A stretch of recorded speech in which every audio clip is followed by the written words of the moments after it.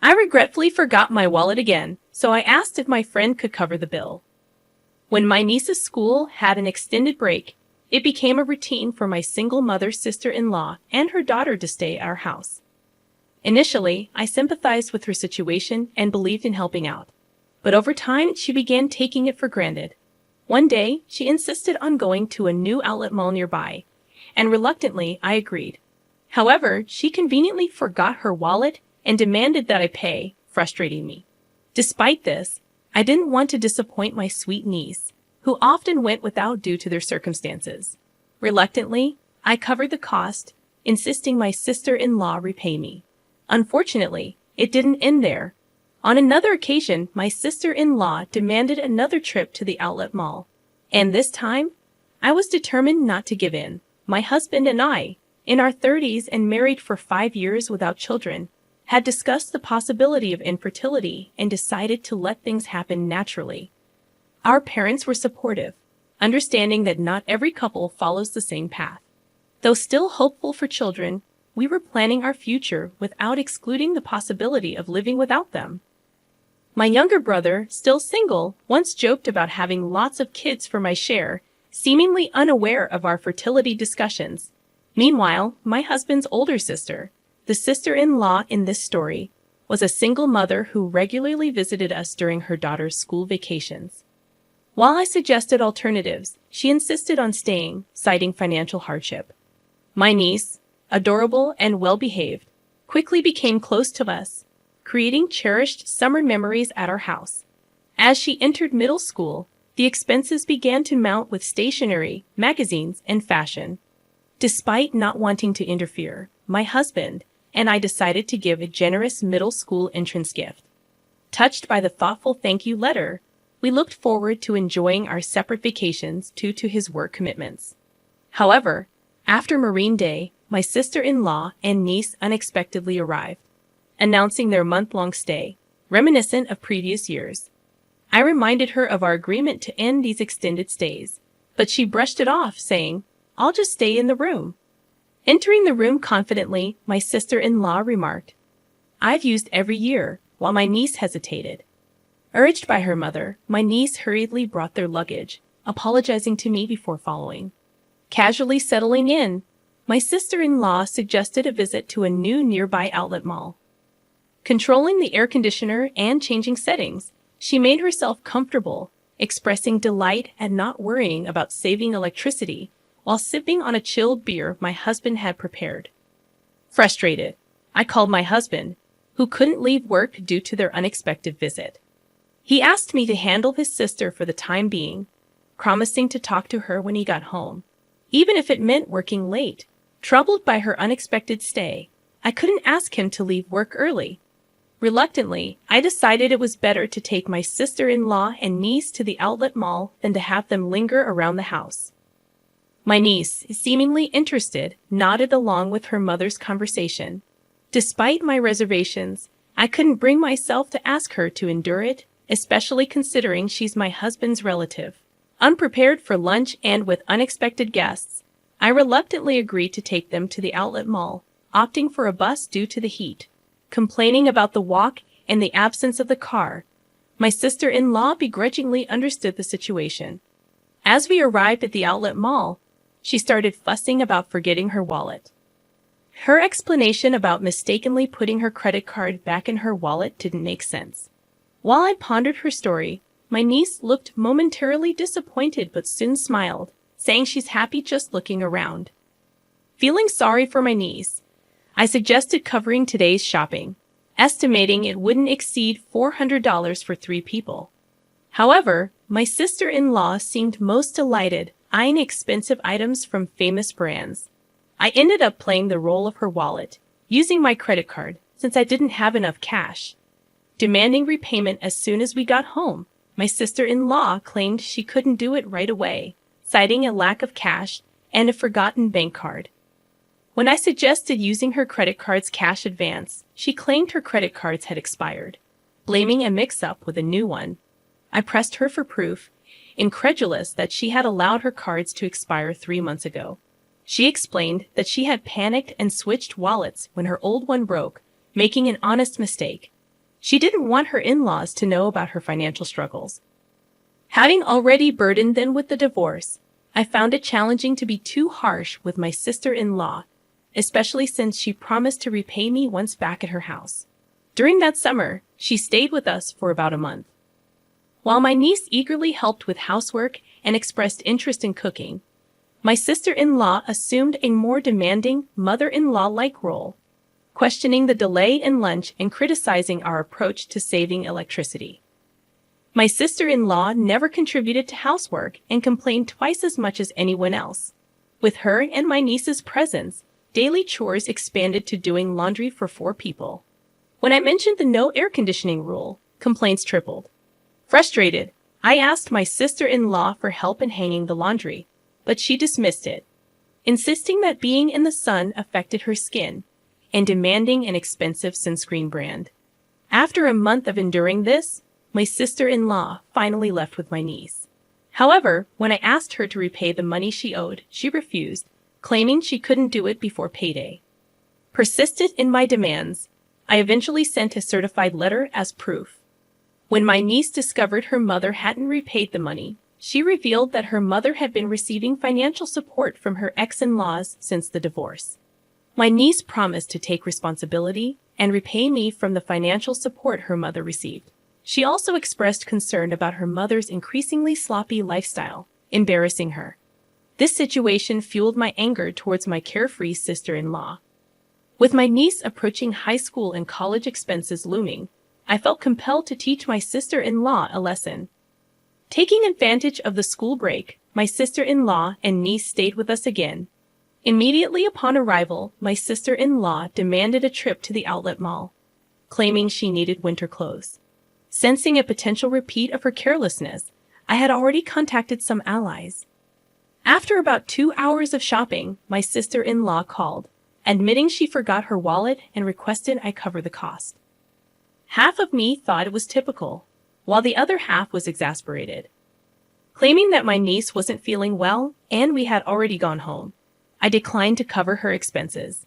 Infuriated by her carelessness regarding her daughter, I emphasized that all she had to do was admit she didn't have enough money and return the items. Why did I have to cover the expenses for her shopping? Regardless, I needed to proceed with my plan. I informed her that I would be back soon after dropping my niece off at home. She questioned the time frame, and I mentioned I had just reached a nearby bus stop, indicating it would take another hour using public transportation.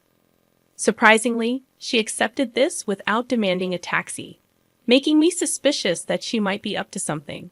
She likely didn't want to risk me not coming back if she complained too much. An hour later, I arrived at the designated store with my collaborators. My sister-in-law was there, arms full of clothes and bags, instructing the staff to add more items. It seemed she planned to shop even more while awaiting my return. When I greeted her with an apology for the delay, she was surprised to see familiar faces beside me. Alongside me stood my husband, who was supposed to be at work. And then my father-in-law appeared, changing my sister-in-law's expression from surprise to confusion. She stammered, questioning why my husband was there. In truth, I had informed him about her failure to repay the money, and he was aware of everything that had transpired. He had agreed with my plan and was actually at home on a day off, hiding in the bedroom when my sister-in-law arrived. I had followed our plan and told her he was at work, and she believed me without checking. After hearing the story from my niece, my husband agreed that we should inform his parents. We reported everything, including her extended stay and refusal to repay the money. When I explained our plan for the day to my in-laws, they were furious, saying it was outrageous.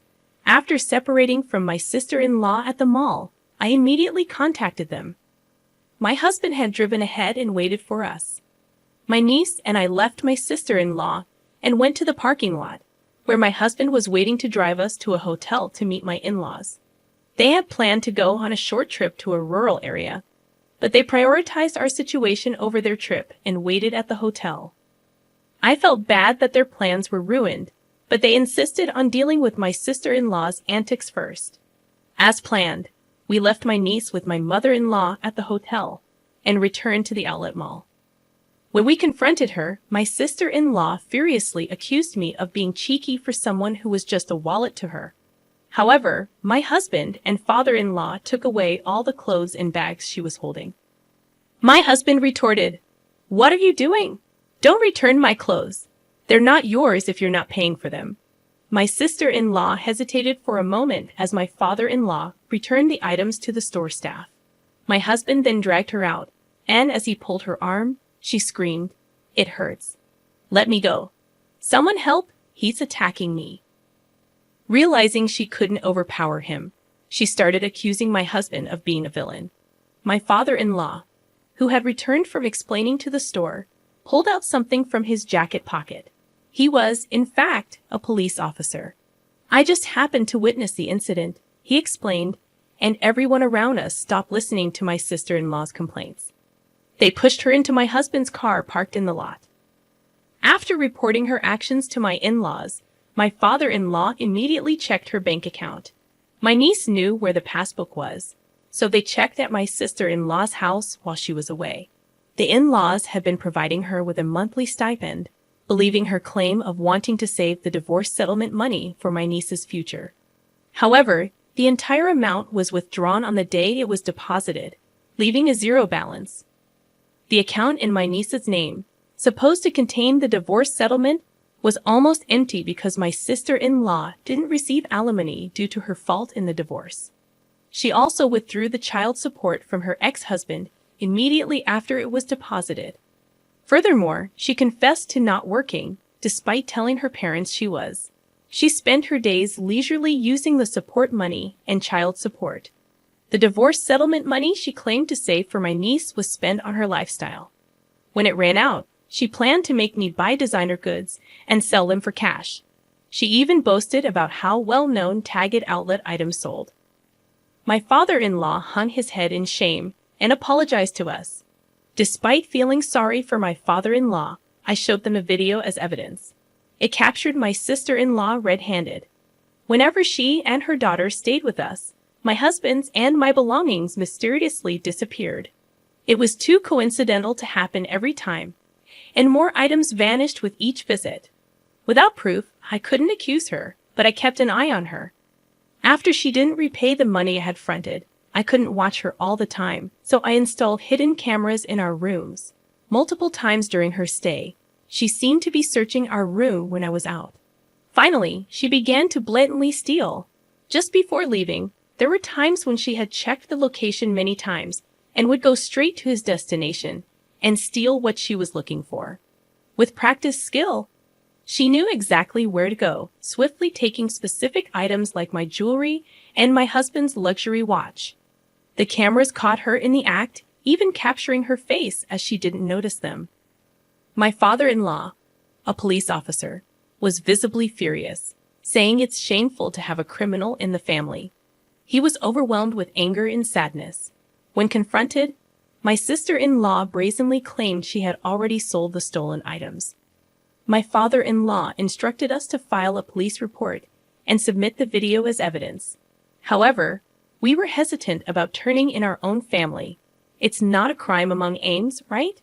We don't count someone who exploits kindness and repays generosity with evil as family, my husband said as he started the car engine. My sister-in-law asked, "Where are you taking me?" My father-in-law answered, "To the police, obviously." She screamed as if it was the end of the world, begging us for mercy. She tried to destroy my phone, claiming it would erase the evidence, but I informed her it was just a copy, and the original was safe at home. She resigned to silence when she realized she had no escape. She pleaded, "I'll repay the money. Just don't take me to the police." It's not just a matter of getting your money back. The stolen items had sentimental value.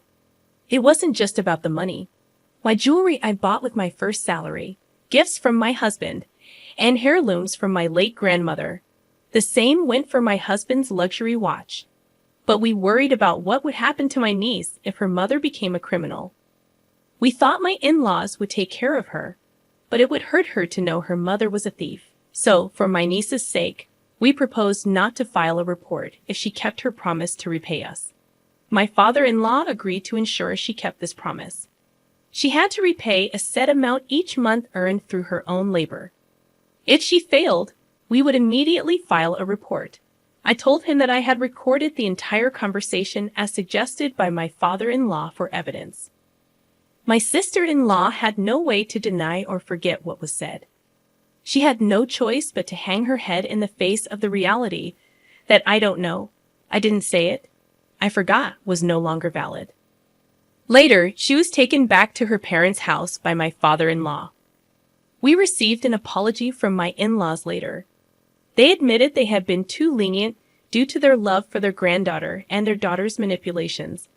They realized they had spoiled her too much and vowed to re-educate her strictly. My sister-in-law, who had always been pampered, thought it was her due. After getting engaged, she quit her job to become a housewife. Even though it was difficult to get a job again after the divorce, my sister-in-law herself confessed that she thought she was only working part-time, but in reality, she wasn't working at all. After her divorce, she didn't even attempt to work, saying she didn't want to be associated with unfashionable older women. My father-in-law, knowing she was too sheltered, arranged for her to work at a company owned by his acquaintance. The owner was strict but fair. She struggled with basic manners and language, and her salary was managed by my mother-in-law, used to repay us. My sister-in-law and her daughter moved out of the house left by her ex-husband, and now live under strict supervision with her parents. My niece is becoming a more responsible person, helping her grandparents. She plans to stay with them during the winter break, but looks forward to visiting us during the spring break. My husband and I are excited for her next visit. As for my sister-in-law, regardless of any change in her, she is not welcome in our house. We both agree it's best to avoid unpleasant feelings.